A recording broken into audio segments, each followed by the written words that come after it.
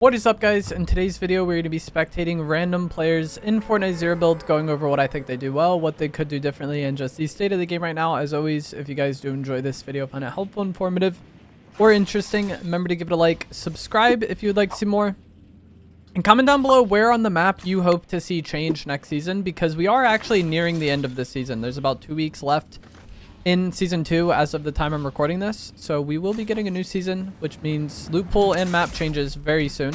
Mine would definitely probably be Dark Dominion. This POI did kind of change this season, but I haven't been a fan of this POI the entire chapter, and with it being a POI that's kind of the center of the map, it's something that can impact the game pretty significantly. Like, even if you don't want to land here, you'll probably have matches that go through here. There is another player nearby that, okay, they just have a starting pistol. I'm gonna say there's another player nearby that this guy needs to be worried about, but luckily he's fighting an AI there, so it doesn't really matter. But also he gave himself a right shoulder peek and he has a shotgun and that player doesn't, so had it been a real player, that still probably wouldn't have been a fight. He won.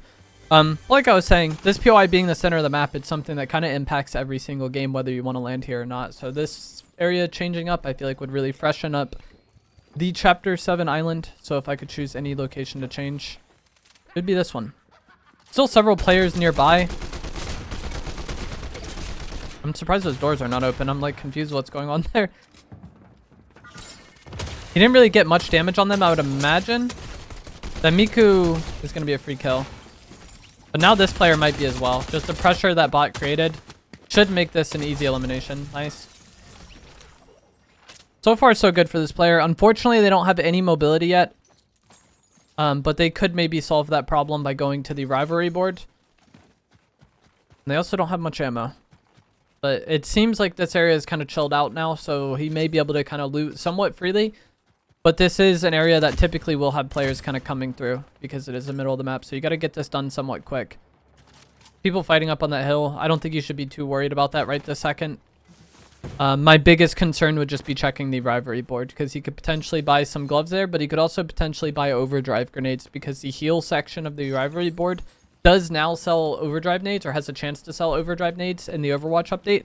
And so I've definitely been making use of those boards as much as I can if I am in a situation like this where I'm struggling for mobility.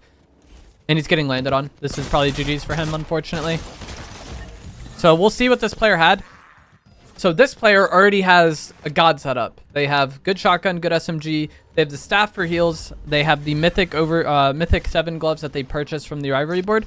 And they already have overdrive nades. And the reason why the player we were spectating got basically no audio on this person is because they either overdrived or shockwaved from the top of that hill and then probably switched to the staff to travel in air. And so the person we were spectating didn't really get any audio on that at all because they came from so far away.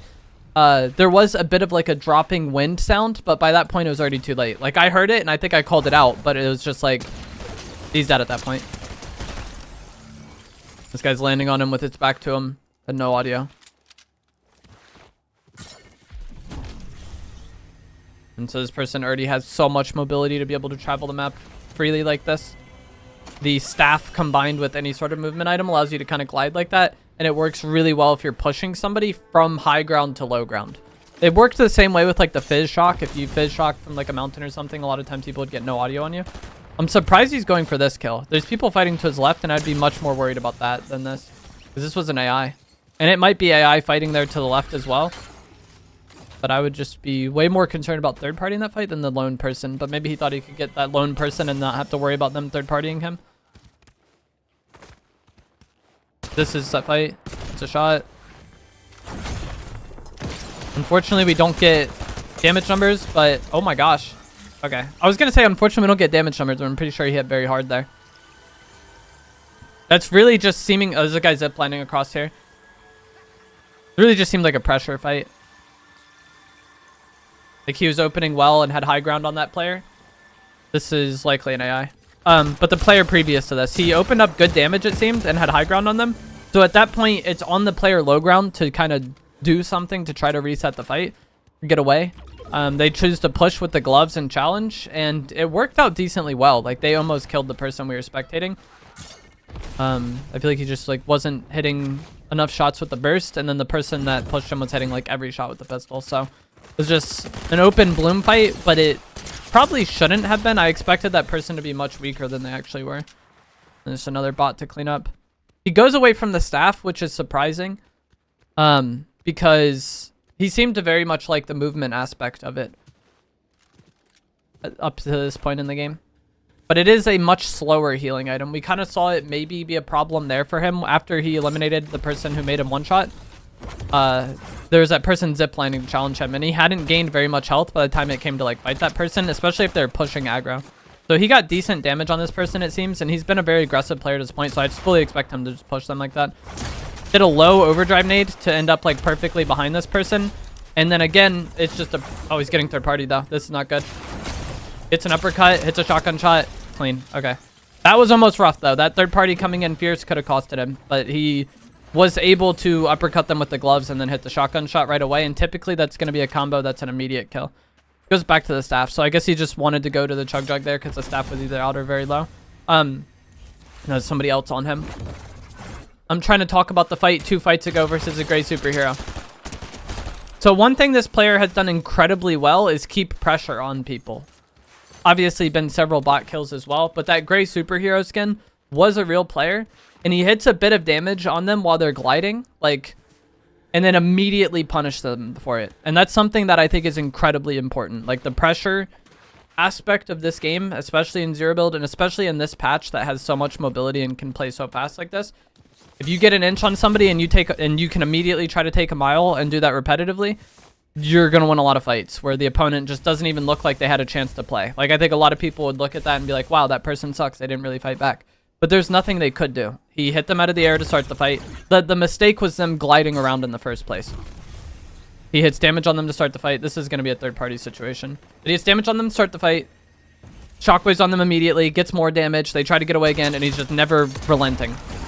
Again, just momentum pressure. The third party here, but he got damage. He's going to pursue this. I'm surprised he didn't glove uppercut at any point and just shoot down with the shotgun. That's what I was expecting.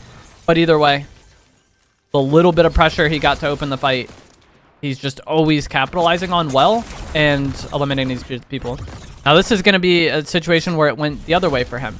The pressure didn't go his way here. It went the way of the pickle, and now he's the one that kind of has to reset the fight. He gets to this cover and tries to heal up. A lot of people would have just kept using their mobility to get away as much as possible, but that can actually be kind of bad with this staff.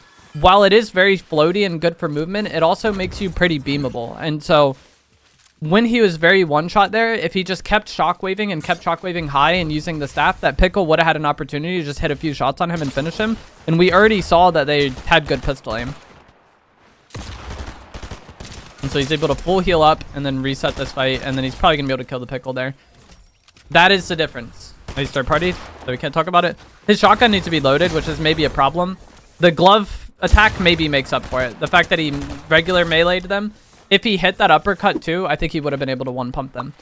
But the fight previously versus the pickle, I feel like this person actually played incredibly well, but we're not allowed to talk about it because another fight is happening.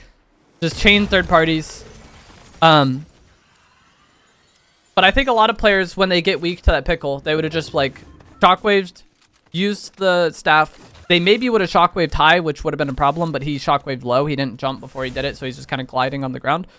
But he got to cover, and then he stays there and keeps healing. If he keeps running and keeps shockwaving when he doesn't need to, that pickle maybe has an opportunity to hit shots on him out of the air.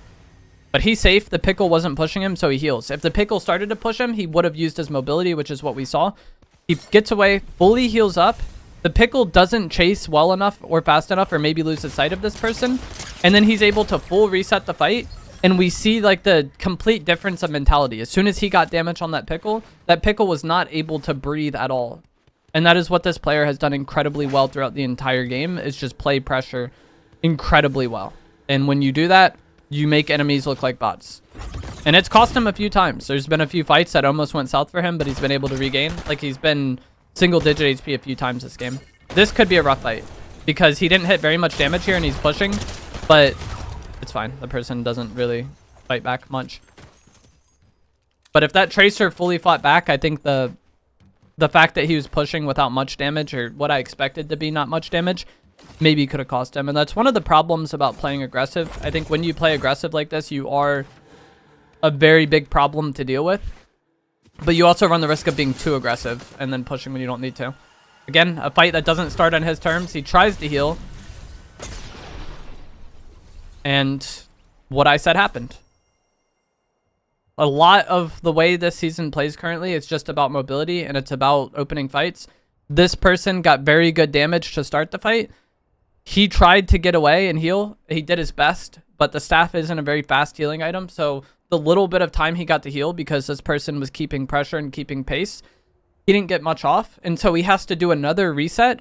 And a lot of people are gassing the staff shockwave combo for gliding around. And we saw it work several times during the course of that game.